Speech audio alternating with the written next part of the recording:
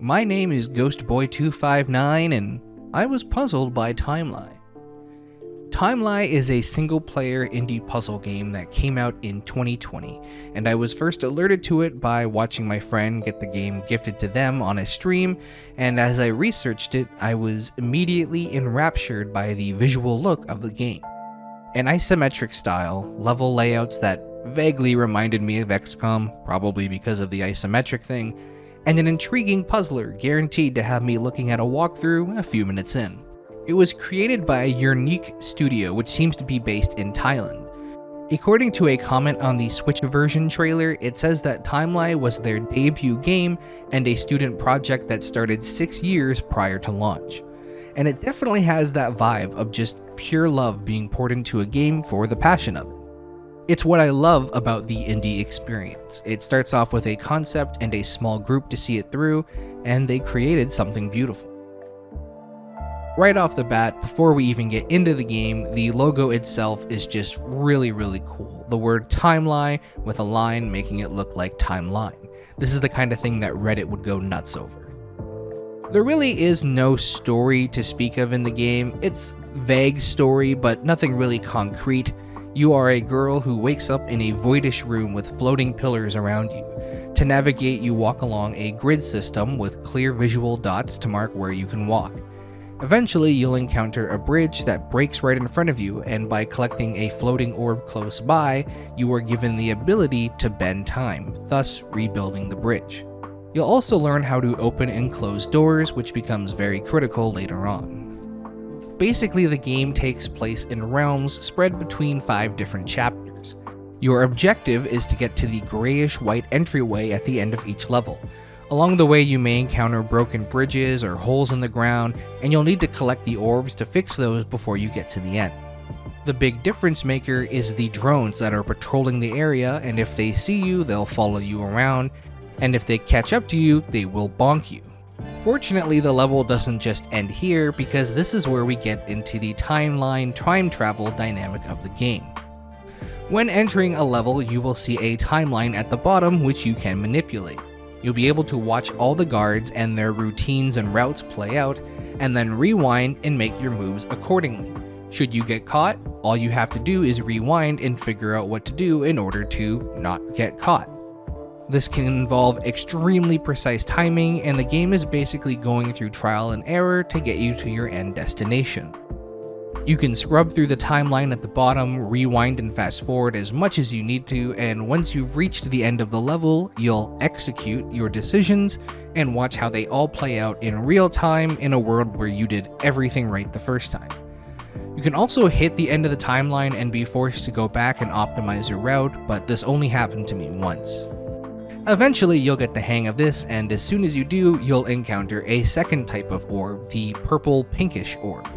Some bridges can only be fixed by collecting this orb, and once you've collected it, they'll be fixed automatically, and you'll be sent to the beginning of the timeline, where basically it's as if nothing has happened yet, except you've already got a fixed bridge from collecting the orb. This may come with unintended consequences, however, such as fixing a bridge in a drone's pathway may cause them to take a different route instead, getting them to certain areas faster or places they couldn't previously, and now that's something you'll have to compensate and reevaluate for.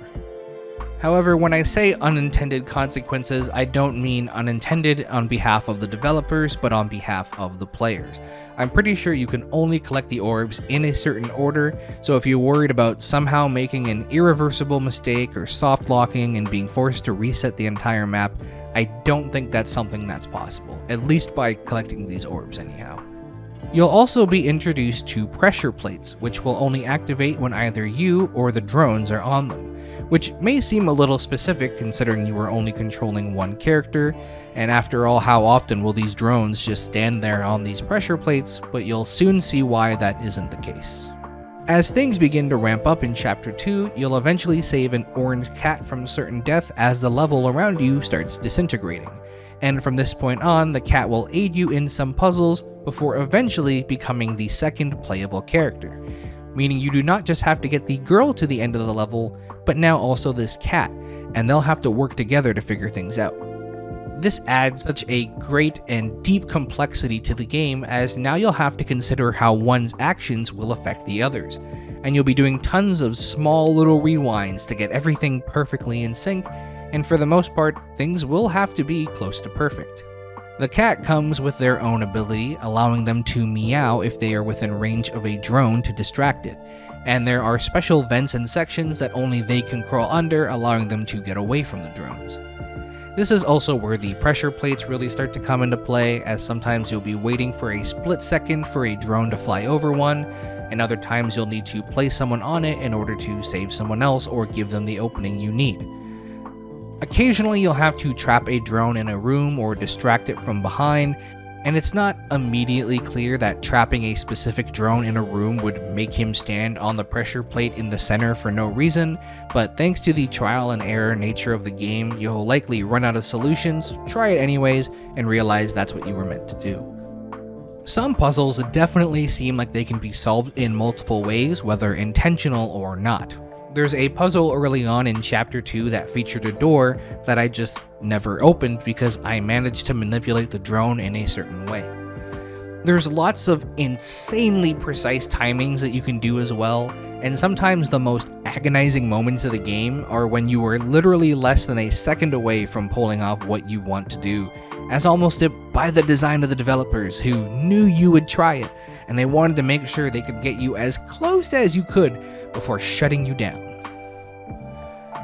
There's also a few where I was so close to the doors that I kinda just clipped through, and I'm not sure if this was intended or perhaps I just made it as close as I could have, or if I got there faster than intended, or if it was just a graphical glitch of some sort, but the way I see it, the timing was so difficult to achieve that it was still a challenge to get to that point, so I don't feel like I cheated myself out of the experience.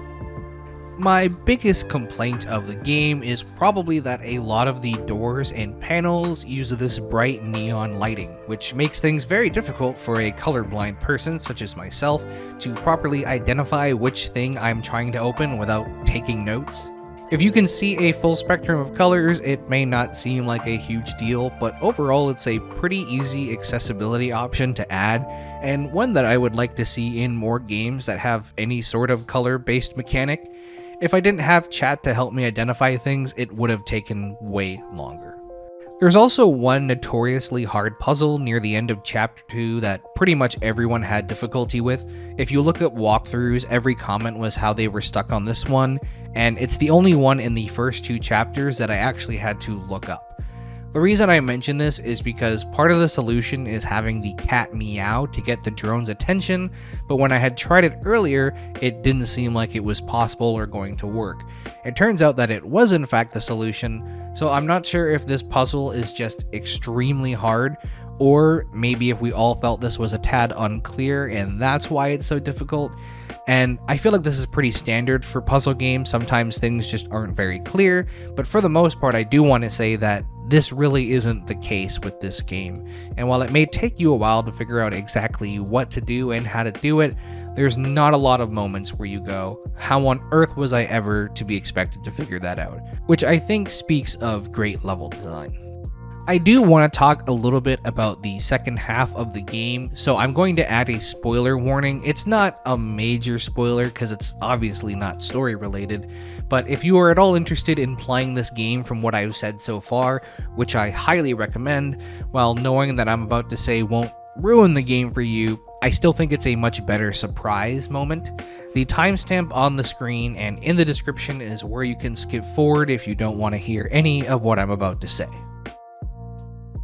In the 4th chapter of the game, you will eventually come across some familiar levels, and the reason these levels look so familiar is because you actually played them earlier and now need to interact with them again. The catch is that your previous actions have been stored, and you will need to interact with your previous self, or in some cases avoid your previous self and your old line of sight. In others, you may need to open and close doors to make sure everything goes as it did the first time, and if you run into the cat during this time, it will actually loudly meow at you and alert drones. What makes this part so great is that when you're playing through the game the first time, the cat randomly appears, meows, and ends up saving you, and it turns out the reason the cat meowed in the first place was because of you time traveling back. This was such a cool moment to experience, and one that genuinely made me wonder if I had accidentally screwed myself over with my weird pathing and unoptimizing of things. Overall, there is a semblance of story in the game as well. At the end, she finds the cat and it vanishes, and after walking into a door, she seemingly wakes up from this dream in a normal-looking bedroom, and what appears to be some sort of guard walks in for a split frame. I'm kind of getting dystopian vibe with weird dream powers, perhaps, and there's enough to keep you interested, but you won't find any answers to any questions you may have, at least not yet. I will say the ending cutscene is maybe a little bit too long for how little cutscenes they were building up to it. It's very nice and nice music, it looks very cool, and overall I still enjoyed it, but it is a little long and tedious considering you've seen everything before, and it's not really adding a whole lot to the experience.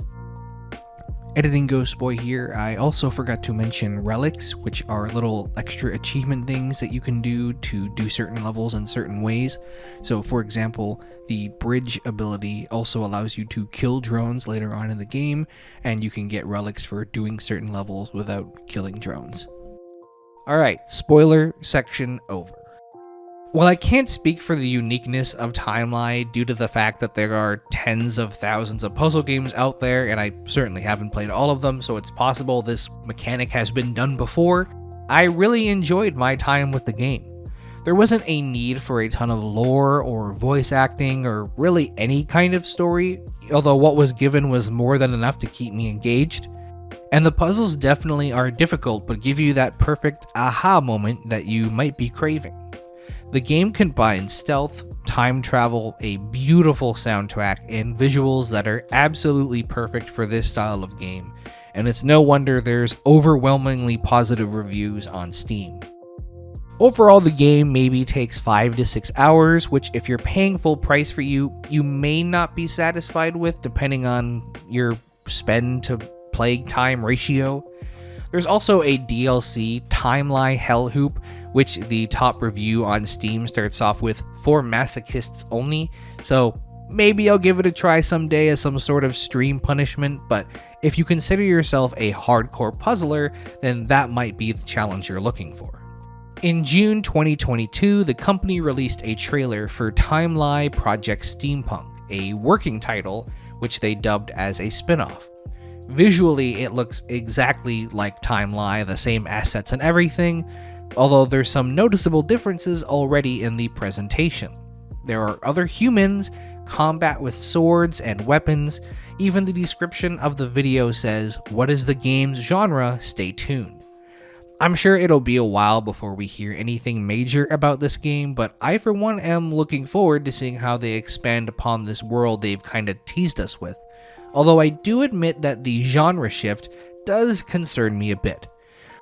That being said, I am someone who can love a game purely based off of visuals alone, and seeing our girl with a cool light stick and another dude with a badass sword already has me interested. I enjoyed Timelie enough that I think they've earned a buy from me unless I see something absolutely egregious that I cannot for some reason imagine me playing, but until then I will be eagerly waiting this game's release. Overall, I really enjoyed everything about the game, and although it did give me a tremendous headache trying to figure it all out, it was worth it going through an overall satisfying experience that I would recommend to people who are into that sort of thing, and in fact I've already recommended it to a few friends. If this isn't your sort of thing, but you still kind of want to get more of a sense of what the experience of playing through is like, then you can go to my highlights channel, Reality Escape Plays, where I've just posted a video highlighting me playing through the game. And you can see my thought processes and frustrations in real time, and chat bailing me out when I'm clearly stuck.